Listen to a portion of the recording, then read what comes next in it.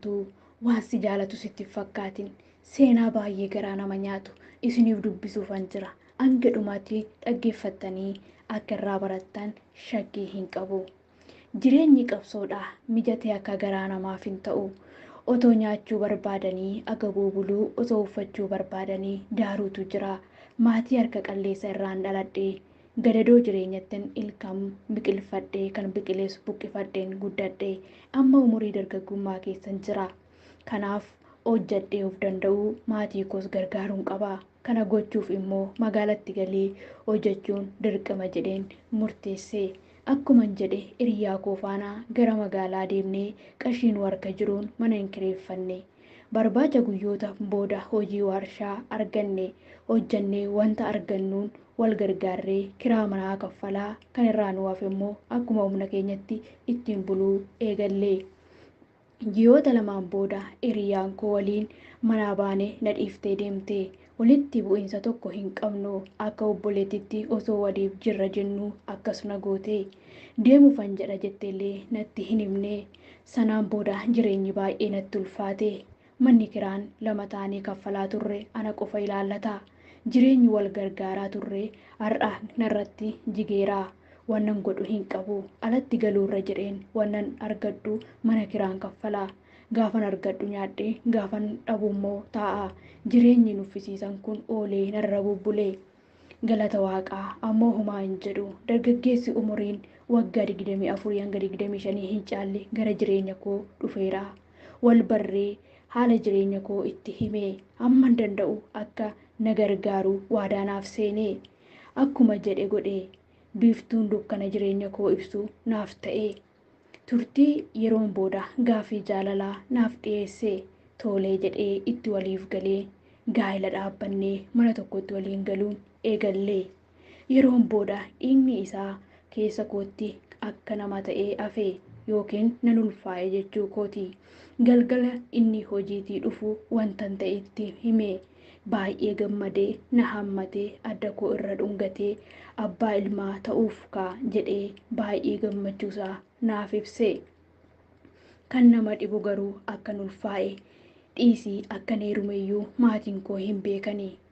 Kansaas akkasuma guyyoota tokko galgala tilmaaman naannoo sa'aatii 12 booda mana hiriyaa koo deemnee qodaa wayii fuunaa ka'ii naan jedhe. Achumaan miila hiikkattaa mana keessa ooltee naan jedhe. Ani garuu dadhabeera. Dhiisii aduun dhiyeeraa deemi koottuu dadhabaan jiraan jedheeni. Inni garuu tolee hin jenne. Bakka tokko taa'aa oolte maaloo ka'e xiqqoo qilleensa fudhadhu naan jedhe. Isa gaddisiisuu koorra jedheen fedha koo malee ka'e. Sibiila feerroo harka mirgaatti qabatee harka bitaadhaan harka koo qabee deemuutti kaanee. Maal gootaa sibiila kanammoo jedheen gaafadhe. Aduun gara dhiyaatti manni hiriyaa koo immoo moggaa waan ta'eef yoo sareen nutti dutte ilkaan hin ciniinnaa naan jedhe. Anis kolfeen dhiise. Xiqqoo erga deemnee ga'uuf jennaa dadhabeeraa jedheen gaafadhe. Gaaratti waan baadhuuf baay'een deemuu dadhabe. Geenyeerra jabaadhu xiqqumatu hafee naan jedhe. Aduu seentee lafti dukkanaa'aa jira. Ammas takka erga deemnee baay'ee dadhabeeraa ganaadhaa yoon jedhee isa gaafadhu. Inni immoo xiqqoon nu hafee jabaadhu naan jedha. Dukkana keessa kophaa koo baay'ee nan sodaadhe. Innis immoo of bibirrachaati kan inni deemu. Maal ta'innaa kan jedhu lapheen koo baay'ee na dhaataa. Lafti dukkanaa'eera sanuu manni isaa moggaadha waan jedheef caakkaa keessa deemaa jirra. Nan sodaadhe dukkanni lafa uffisee sagaleen namaa dhiisii bineensonni iyyuu akka waan sodaatanii callisanii jiru. Qaamni koo na hoollatee ni dhaabbate. Innis ani dhaabbadhee maal taateen jedheeni deebii naaf hin laanne. Natti garagalee sibiila harkaa qabuun mataa koo keessa na rukute. Bitintireen anis nan kufe. Achitti natti gaddabalee garaa koo keessa ganna dhiite. Lafan kufee miila koo qabee lafarra na gottotaa na fuudhee deemee caakkaa keessa waan ta'eef qoraantiin uffata koo narratti kukkutee qaama koorraa dhiiga yaasee lubbuun na keessa jirtiif natti dhagaama malee baay'ee nu wallaalee.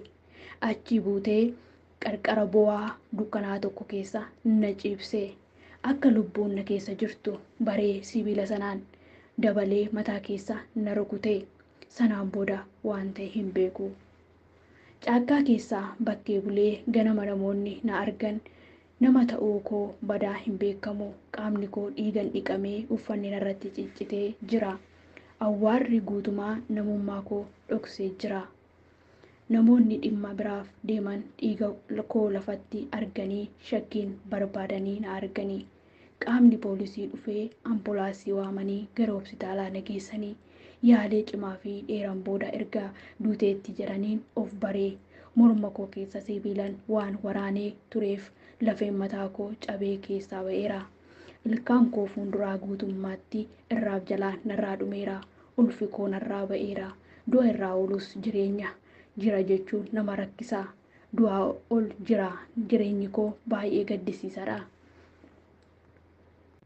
Namaa gadi ta'een harka namaa eeggachaan jira. Eeruuf ordoffii yeroon booda abbaa manaa koo kanas seeratti dhiyeessaniiti kan turan. Adabbii cimaa adabameera. Garuu anaaf maal godha? Jireenyi koo miidhameera. Xumurri jireenya kootii akkasiin karaatti hafeera. Amman jirutti harka namaa eeggadheen jiraadha. Silaa si'achi abdii maalan qaba jettee miidhamtuun kun seenaa ishii nuuf gabaasteerti. Seenaa kana yeroon barreessu imimmaan koo qabachuun dadhabee dhugaa namni akkasii jira nama jechisiisa.